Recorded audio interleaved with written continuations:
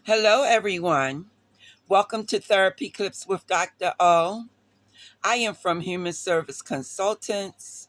Today, our topic will focus on paranoid personality disorder. I will first define the disorder, then give you the symptoms and treatment for this particular disorder.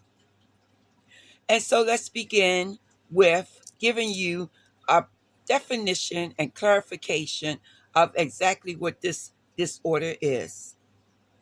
So, the person with paranoid personality disorder have a distrust and suspiciousness of others, especially about their motives, which are interpreted as malevolent. That means evil.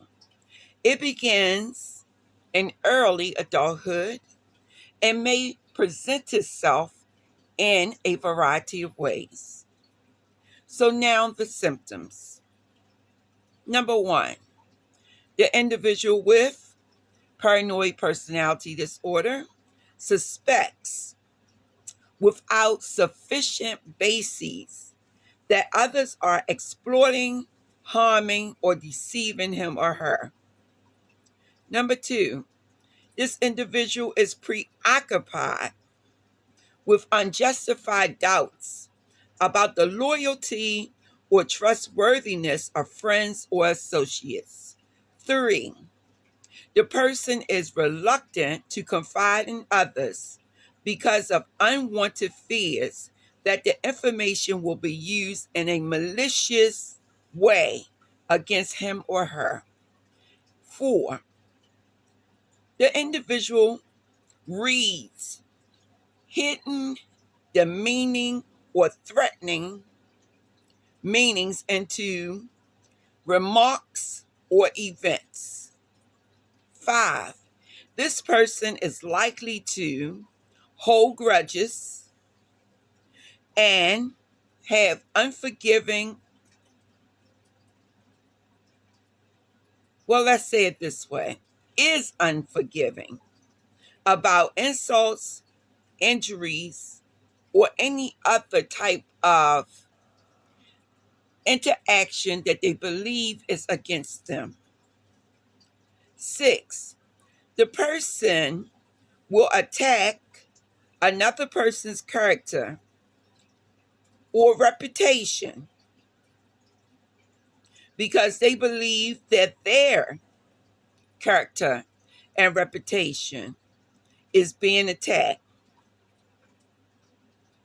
This person reacts angry or often try to counterattack in situations in which they believe that they are being attacked. Seven, this individual is suspicious without justification regarding fidelity when it comes to intimate partnerships. So the fidelity is they believe that the person is cheating on them and they have no evidence. And finally, eight, before a person can be diagnosed with paranoid personality disorder, it must be considered by the therapist whether or not this person has schizophrenia, bipolar disorder, or any type of depressive disorder with psychotic features, or any other type of psychotic situation that may be going on with him or her. Now, this means that the therapist is going to evaluate the person on a variety of disorders before coming to a conclusion that the individual have paranoid personality disorder. And now let's talk about the treatment. When someone is diagnosed with paranoid personality disorder, they are engaged in talk therapy. Now, this talk therapy includes cognitive behavioral therapy or dialectical behavioral therapy. These are forms of psychotherapy. And now, basically, the focus of this therapy is going to be on coping skills and learning how to become more trustful and empathetic in situations and interactions with others. It also involves communication skills and building self esteem. And so the healthcare provider, the therapist, is working to establish this trust and build a relationship with the client in order to teach the client how to interact with other people and how to learn to trust relationships. In certain situations, medication may need to be prescribed, such as anti anxiety medication, antipsychotic medication, or antidepressant medication, depending on the person's symptoms.